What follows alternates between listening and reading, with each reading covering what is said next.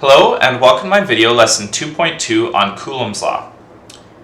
So Coulomb's law is basically it's the law of attraction and repulsion between different charges.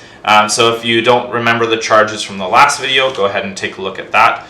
But essentially, if you have a like charge, it's going to attract or it's going to repel, and opposite charges attract. Now that's really important because this formula that we're given is not telling us the direction. You're going to have to use your own common sense with like charges and opposite charges in order to figure that out. But basically this formula is the same as the gravitational force formula that we learned in Physics 20. So these formulas are very similar there, very similar ideas. Instead of using G, we've got K. Instead of the M's, we've got Q. And so very similar idea. Now, K is a constant, just like G was a constant. Q's are the charges on the two different objects you're talking about. So M was the mass, right, of the object. So like the mass of the Earth and the mass of the moon, when you're talking about the moon's force. But if you're talking about electric fields and forces, you're talking about the charges. So you've got your charges and you've got your K constant. The major difference here is it can be repulsion or attraction, whereas in gravity it was always only attraction. So now you need to consider your direction much more carefully. You need to really keep track of, hey, is this repelling or is it attracting? Okay. Coulomb figured out the K constant just with a torsion balance like Cavendish, except the forces are much bigger and therefore it was easier to measure. Only used one mass instead of two, but a torsion balance essentially is just a wire where you've got a big rod or whatever with one mass over here, or in this case one charge over here, and then you've got another charge over here. So let's call it Q2, Q1. And what happens is there's going to be a force of attraction or repulsion that pulls this way, which is going to make this wire twist. Okay? And as that wire twists, this twisting force is known as torsion. Okay? It's the twisting force. And it is a known value for whatever that wire is. So it is measured by how much did the object rotate. So how much did it spin around? How much did the wire twist? And you basically, by doing this, you can get a really fine measurement for the force. Okay? So yeah, that's basically the torsion balance. Now we're going to go ahead and use these formulas, or this formula, in some example questions. If you feel like you can solve it already, feel free and try it right now. But otherwise, watch the first one and then try the second one on your own. Okay, so 3-point charges are in a line. Charge A on the left, so maybe we'll just draw this out. I'll call it A, and I'll write negative 2.50 microcoulombs on the left. Then there is a gap, 5.4 centimeters. And then there's charge B, which is positive 3 microcoulombs.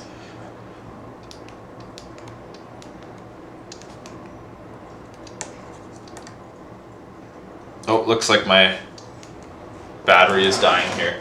Let's just switch.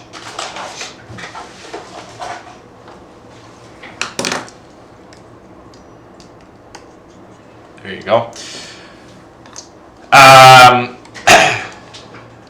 Okay, positive 3 microcoulombs on B, and then we have another gap, excuse me, 3.0 centimeters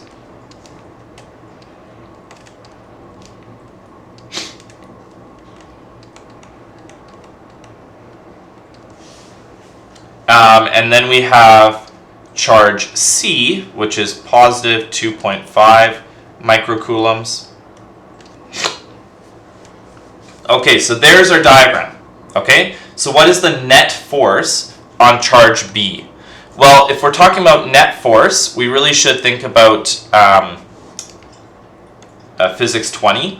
So we're going to have a force this way and a force this way. So we've got a force of electric AB, and we're going to have a force electric of BC. Okay, now considering that the right-hand forces are closer together, I think BC is going to be stronger. So I'm going to rewrite my Fnet statement. Fnet equals MA equals all the forces added. So FEBC minus FEAB. Now we don't need to know M or A, so that's nice, but potentially you could solve it. So in this case, it's just Fnet equals BC, so it's going to be KQB QC over RBC squared minus KQA QB over RAB squared.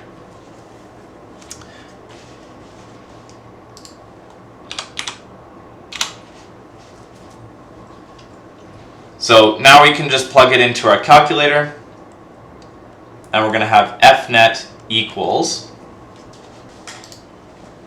and we're going to put it all in. So 8.99 times 10 to the exponent 9 times QB, which was 3 microcoulombs, which is times 10 to the exponent negative 6, times QC, which was 2.5 times 10 to the exponent negative 6, over RBC, so the distance between BC, which was 0.03 meters, because it's centimeters, we have to convert it, minus, and then the same sort of thing again, but on A, so this is going to be 8.99 times 10 to the exponent 9. You'll notice you could have GCF'd out the K. Actually, the KQ could have been GCF'd out, but we didn't this time. So anyways, 3 times, I should go times, 3 times 10 to the exponent negative 6 times 2.5 times 10 to the exponent negative 6, because A is also 2.5. And then over 0.054 squared. So we got 51.79. I just want to write out the GCF version of this just so you can see. If we GCF this out, it could be easier to deal with, but it's not it's not necessary to do this. Okay? But it could be nice. So if that's helpful, then we have it. But anyways, it's 52 newtons, because, whoops, yeah, 2 sigdigs. So we're good there. 52 newtons. All right. Okay, pause the video here and try out example 2. Okay, so this one, example 2, has a little bit more of a complication because now we have west and north. This is a 2D vector now, okay? So charge A, let's actually just start with charge B. Okay, charge B I'm just going to put here. That way we can put A and C relative to that. So charge A is to the west, so never eat soggy wieners. That's how I remember my cardinal direction. So it's to the west. Okay, so A is over here. Okay, and that's 4.6 centimeters. Okay, and then we'll talk about the charges in a moment, but charge C is to the north of B.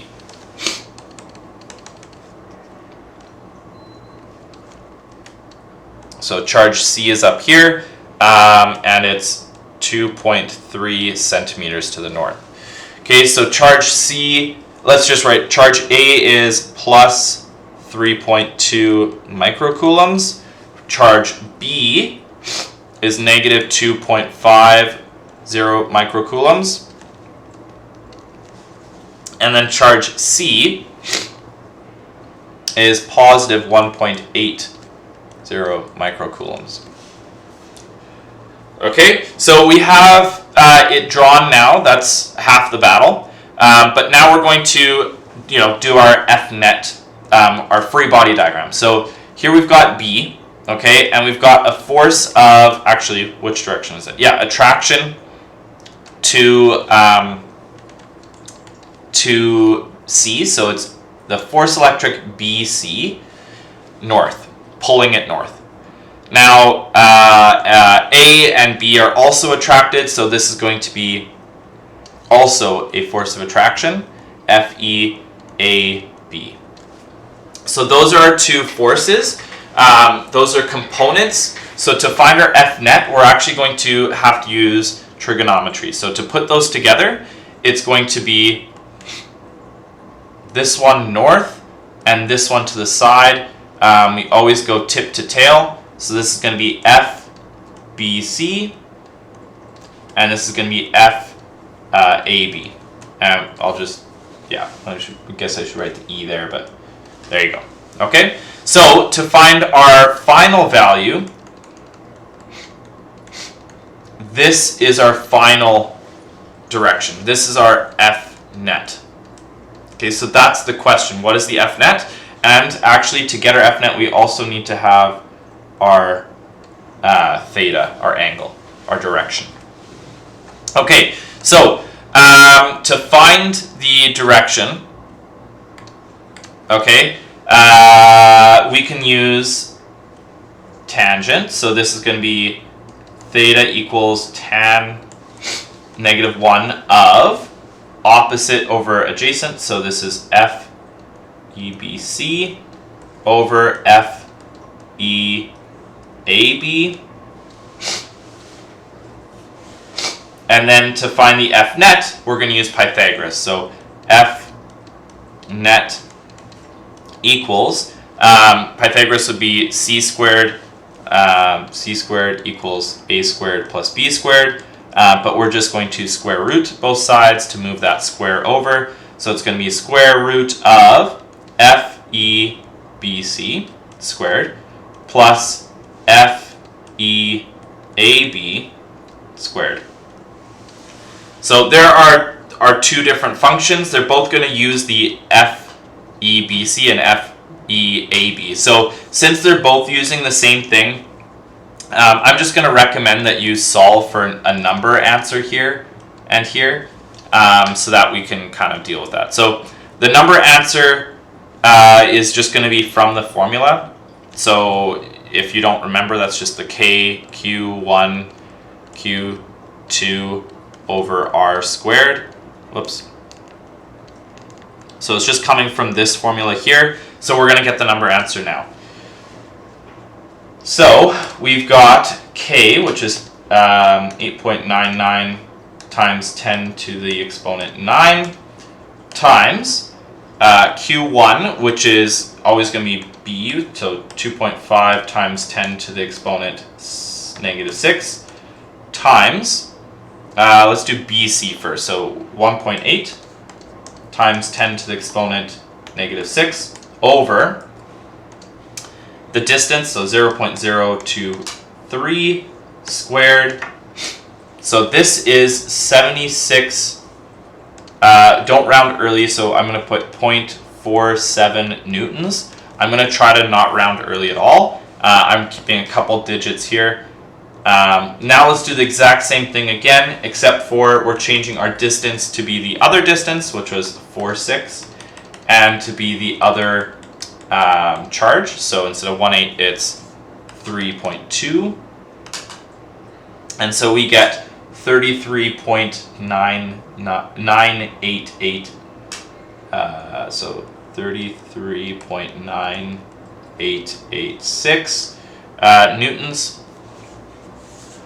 Okay, so we were able to use that formula to get those two different answers. Now we're going to plug it into our Pythagoras formula here. So we're going to go like this, getting that number squared plus the previous number squared, and we get an answer of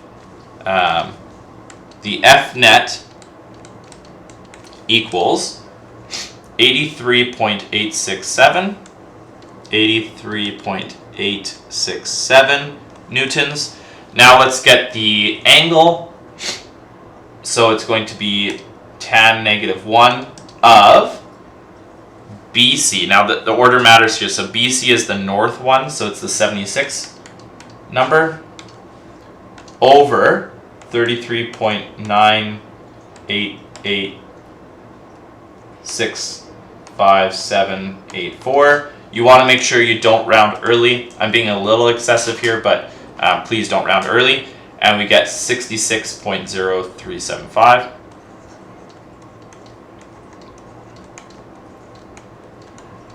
Okay, degrees. Okay, so now let's just change it with sig dig. So it's going to be 84 newtons, 66 degrees,